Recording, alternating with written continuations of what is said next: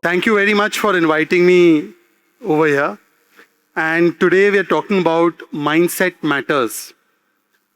Udharet tulmanat manam, nat manam vasadayet, atmaev yat mano, bandhuratmaev ripurat mana. This is from the Bhagavad Gita, chapter 6, shlok 5, where Bhagwan Krishna literally tells the entire world, and particularly Arjun, that either your mind can elevate you or either your mind can degrade you. Either your mind can be your best bandhu, friend, ally, or the same mind can be your biggest enemy, Ripur. You remember in the field of Kurukshetra during Mahabharata, Arjun, the greatest warrior, actually kept his bow and arrow down, full of doubt, full of question marks, fears. Should I attack my cousins, my elders, people whom I've grown up with? And that's when Bhagavad Gita came through Sri Krishna. Perhaps the best tutorial about how mindset matters through Sri Krishna was the ultimate revelation to mankind and to Arjun about how mind should be without fear, mind should be without any kind of attachments, and mind should be above ego. And that's where we get the greatest learning of how mindset matters. Think of it as a battle for principles and do your dharma without fear or favor, without any expectation in return. And that's when Arjun picked up the bow and arrow and did what he had to do. And the rest is history. But Mahabharata is not the only example of how mindset matters. So is Ramayana. Ramji was supposed to become the king. He was suddenly sent to exile for 14 years. Put yourself in the position of Bhagwan Ram. None of us can do that, but try. Bhagwan Ram loses everything, is exiled to the forest, goes there with his wife, his beloved Sita. He has nobody to fall back upon.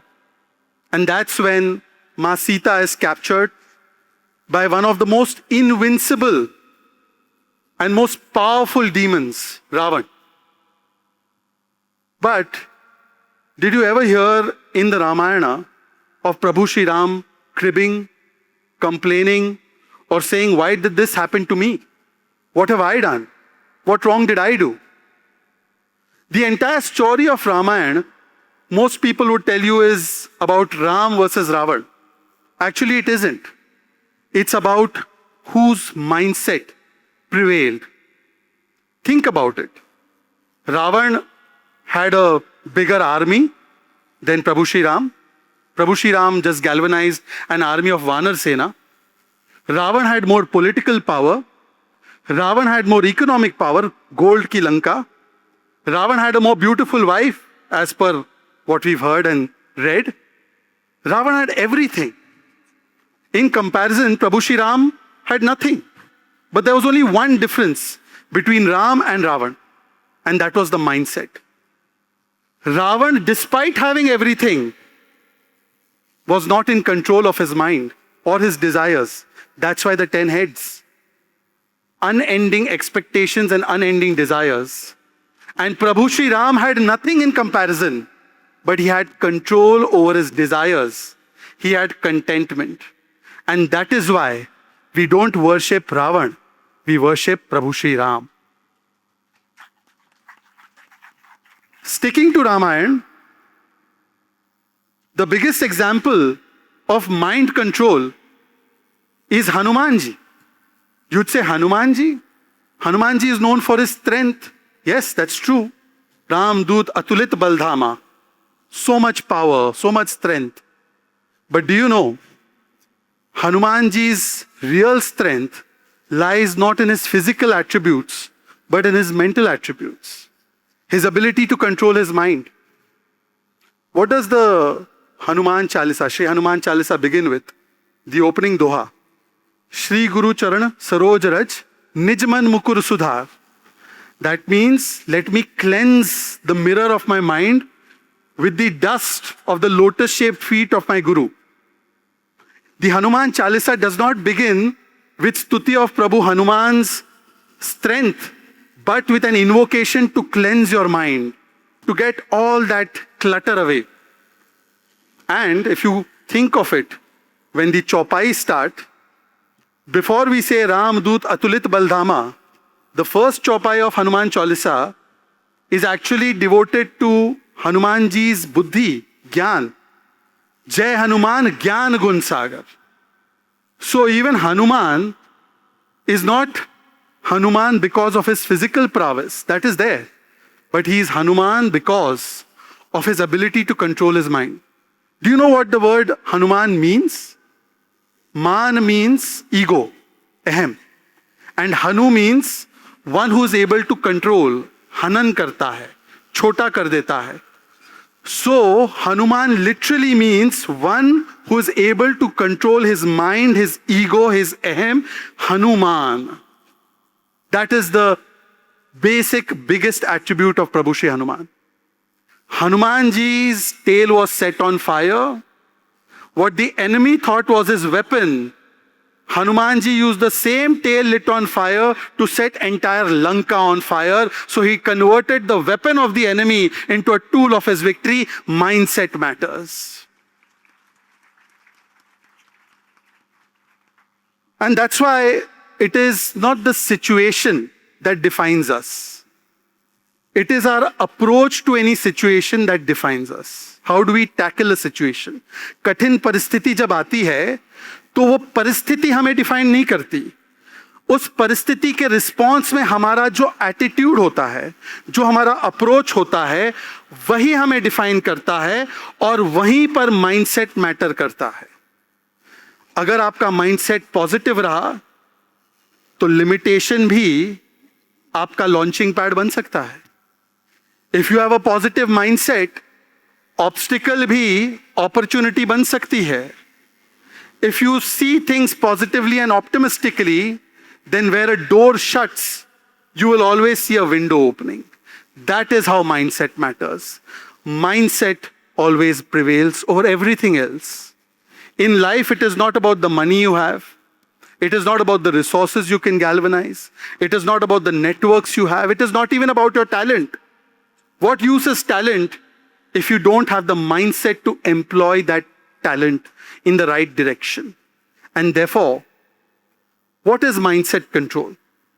There are 4 elements: thoughts, man, attachment, chit, decision making, buddhi, and ahem, ego.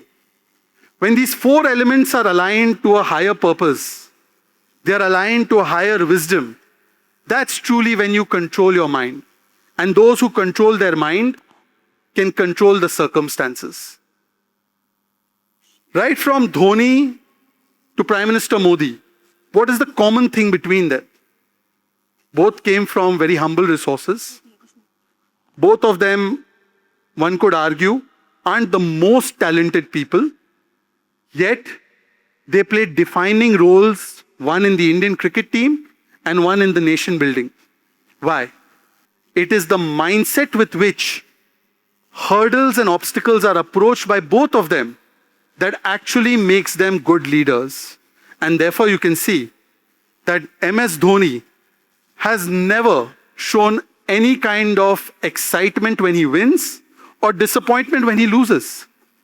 That in itself shows how cool, calm and collected he remains with the mindset that he has.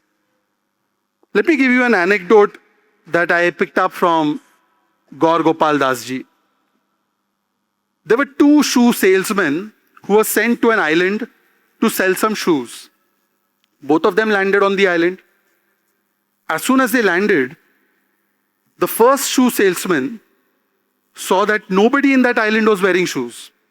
0, nobody.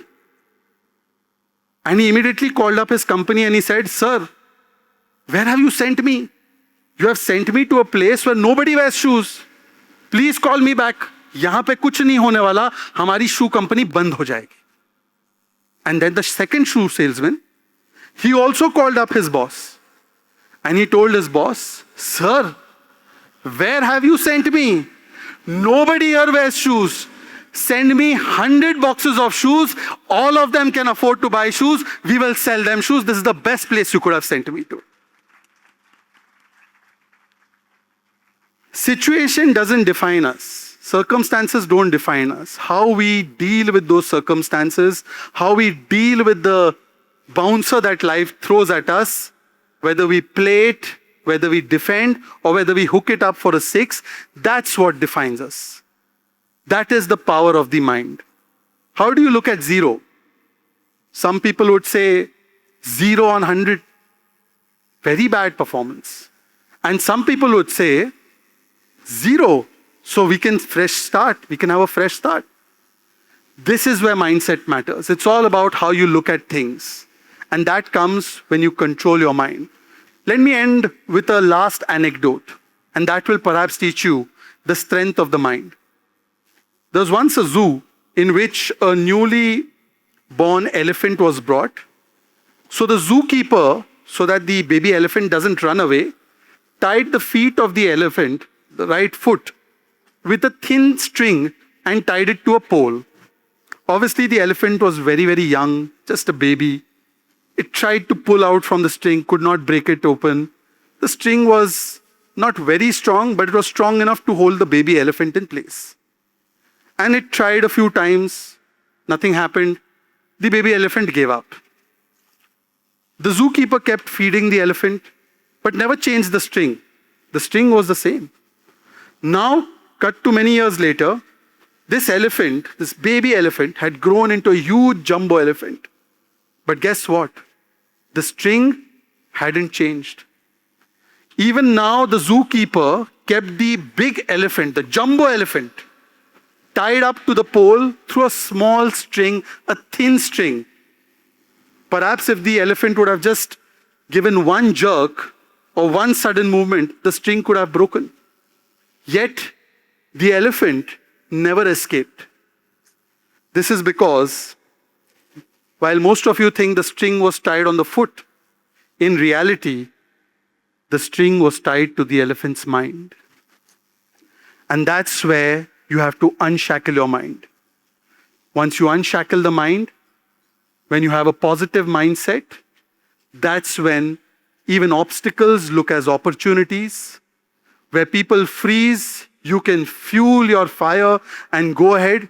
And where people see darkness at the end of the tunnel, you can see the flickering ray of light.